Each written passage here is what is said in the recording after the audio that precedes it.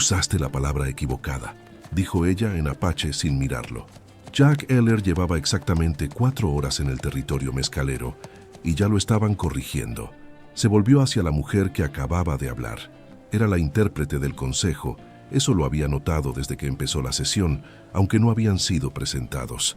Tenía la postura de alguien que sabe exactamente cuánto espacio ocupa en una habitación y ha decidido que es suficiente. ¿Qué dije?, preguntó él. Límite. Cuando Duro habló del arroyo del norte.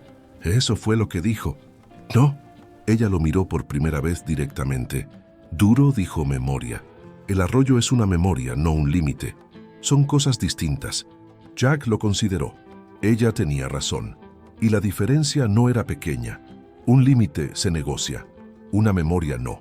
Había traducido mal una palabra y sin saberlo había cambiado el significado de todo lo que venía después.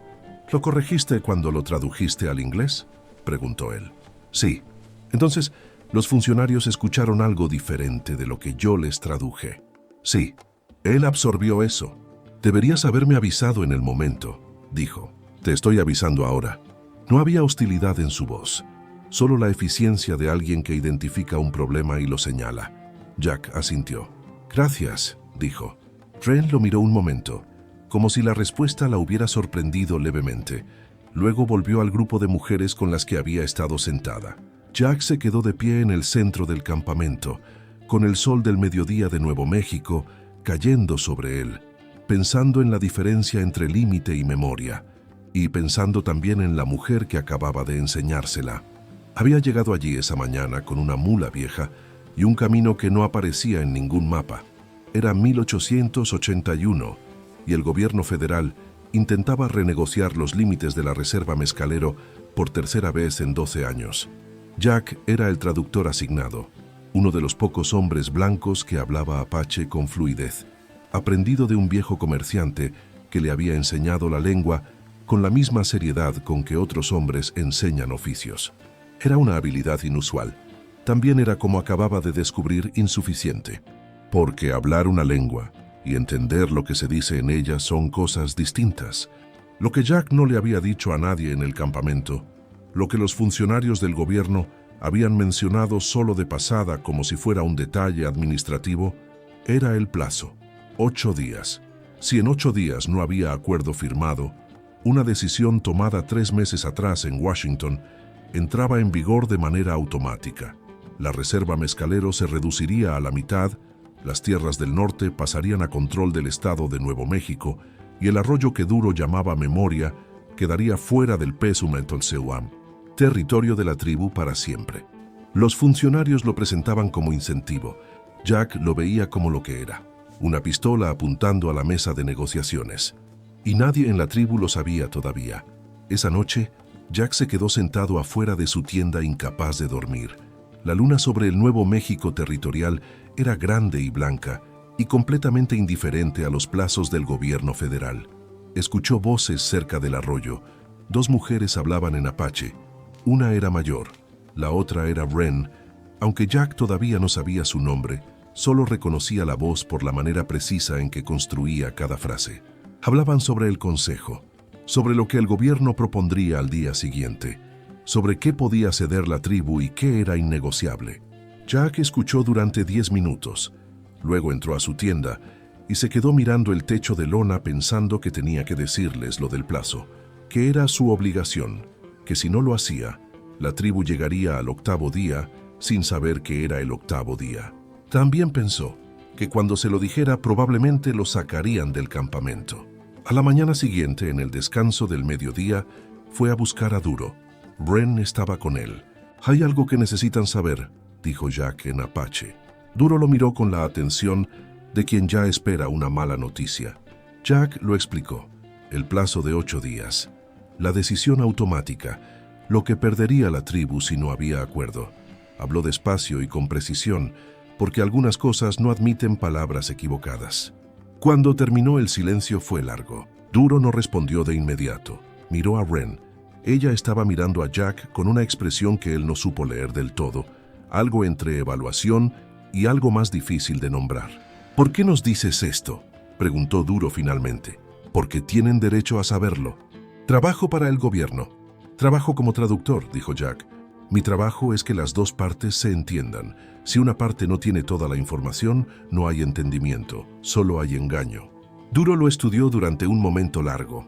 Los otros traductores no hacen eso, dijo. Lo sé. Otro silencio. Luego Duro se levantó y fue a reunir al consejo sin decir más. Bren se quedó. ¿Sabes lo que acabas de hacer?, dijo ella. Probablemente perder mi trabajo, respondió Jack. Probablemente. Ella lo miró. ¿Y aún así lo dijiste? Jack pensó en la manera correcta de responder y no encontró ninguna que no sonara a más de lo que era o a menos de lo que era.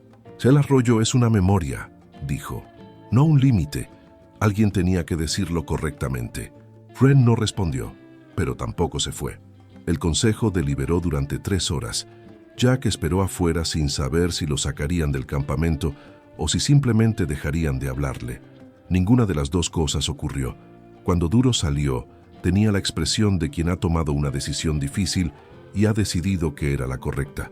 Seguimos negociando, dijo, pero ahora sabemos cuánto tiempo tenemos. Los días siguientes cambiaron de naturaleza. Ya no eran días de negociación pausada. Eran 8 días con un reloj corriendo, y todos en la mesa lo sabían. Los funcionarios del gobierno descubrieron que alguien había informado a la tribu del Plazo y miraron a Jack con la frialdad de quienes están calculando consecuencias. Jack los miró de vuelta con la calma de quien ya calculó las suyas. En ese contexto, el trabajo entre Jack y Bren se volvió más urgente y también, paradójicamente, más preciso. No había tiempo para palabras aproximadas. Cada sesión era una carrera contra el Plazo, y cada palabra mal traducida podía costar días de negociación que no existían. Desarrollaron un sistema sin hablarlo. Cuando alguno dudaba, miraba al otro. Cuando alguno encontraba un error, lo corregía sin interrumpir el flujo. Era una colaboración que funcionaba exactamente porque ninguno de los dos la había declarado colaboración. Una tarde, al tercer día, los funcionarios del gobierno propusieron una cláusula que Jack tradujo al apache. Bren escuchó la traducción, frunció levemente el ceño y en voz baja, sin que los funcionarios la escucharan, le dijo en apache: «La palabra que usaste para provisional en nuestra lengua significa mientras tanto. Ellos van a entender que es permanente». Jack lo pensó un segundo. Tenía razón. «¿Cuál usarías tú?», preguntó. Ella dijo una palabra. Era más larga, más específica. Implicaba temporalidad sin ambigüedad. «Usa esa», dijo Jack, y la usó. El funcionario principal los miró con suspicacia. «¿Qué están discutiendo?», preguntó. «La traducción precisa de un término», respondió Jack. «Hay diferencia entre provisional y temporal en esta lengua. Es importante que el consejo entienda exactamente qué están firmando». El funcionario no pareció satisfecho, pero no tenía argumento. Esa noche, junto al arroyo, Bren le preguntó algo que Jack no esperaba. «¿Cuándo supiste lo del plazo?».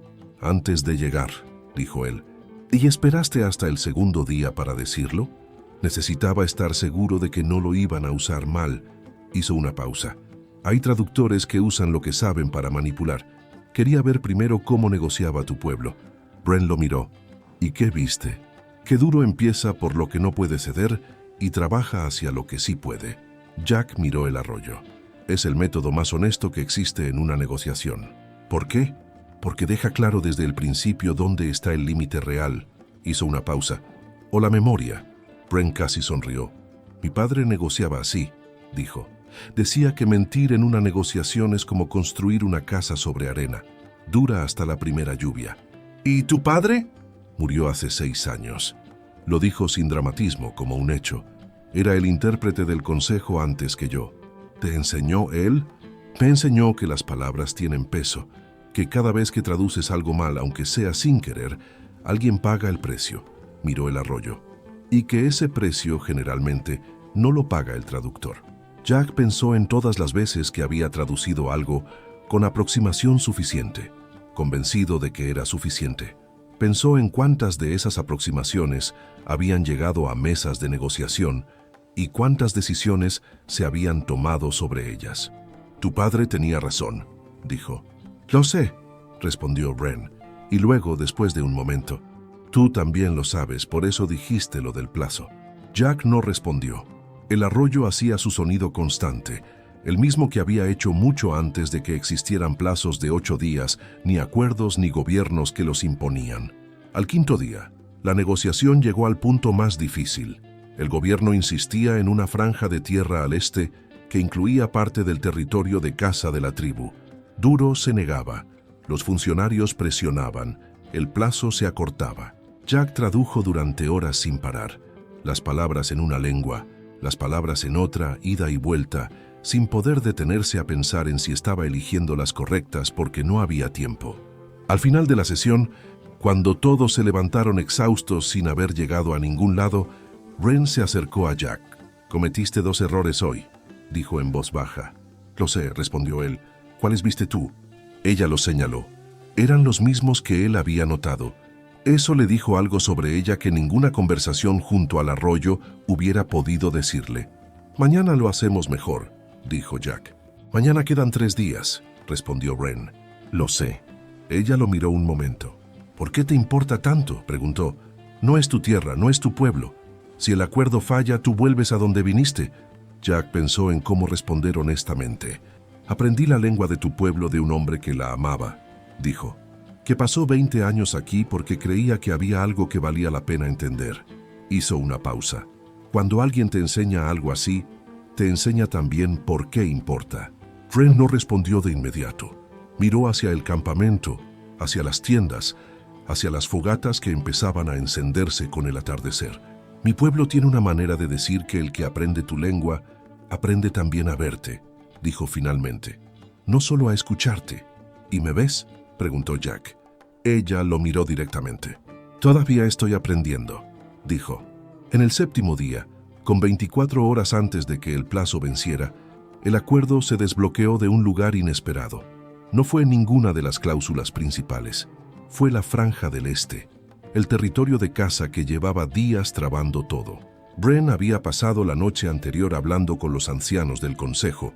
Jack no supo qué habían dicho, pero a la mañana siguiente, Duro propuso algo nuevo. La tribu cedía el acceso a la franja en ciertas estaciones, no la tierra en sí, sino el paso. El gobierno lo recibió como una concesión. La tribu lo sabía como lo que era, una manera de mantener la conexión con el territorio sin ceder la propiedad.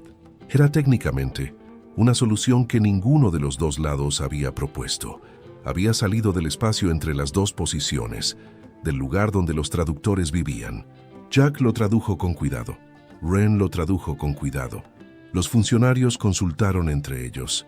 Duro esperó. Al mediodía del 7º día, el acuerdo fue firmado. No hubo celebración. Hubo el tipo de silencio que sigue a algo que costó mucho y podría haber costado más. Los funcionarios del gobierno guardaron sus papeles con la eficiencia de quien ya está pensando en el siguiente asunto. Duro habló con los ancianos. El campamento volvió despacio a su ritmo habitual. Jack recogió sus cosas. Partiría al día siguiente. Esa noche fue al arroyo. Wren ya estaba allí. «El acuerdo tiene una cláusula ambigua», dijo ella sin preámbulo. «La del uso del agua en temporada seca». «Lo vi», dijo Jack.